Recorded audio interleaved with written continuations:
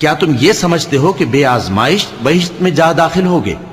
حالانکہ ابھی اللہ نے تم میں سے جہاد کرنے والوں کو تو اچھی طرح معلوم کیا ہی نہیں، اور یہ بھی مقصود ہے کہ وہ ثابت قدم رہنے والوں کو معلوم کرے، اور تم موت شہادت کے آنے سے پہلے اس کی تمنا کیا کرتے تھے، سو تم نے اس کو آنکھوں سے دیکھ لیا۔ اور محمد صلی اللہ علیہ وآلہ وسلم ایک پیغمبر ہی تو ہیں، ان سے پہلے بھی بہت سے پیغمبر ہو گزرے ہیں، بھلا اگر یہ مر جائیں یا مارے جائیں تو تم الٹے پاؤں پھر جاؤ گے؟ اور جو الٹے پاؤں پھر جائے گا تو اللہ کا کچھ نقصان نہیں کر سکے گا، اور اللہ شکر گزاروں کو بڑا ثواب دے گا۔ اور کسی شخص میں طاقت نہیں کہ اللہ کے حکم کے بغیر مر جائے،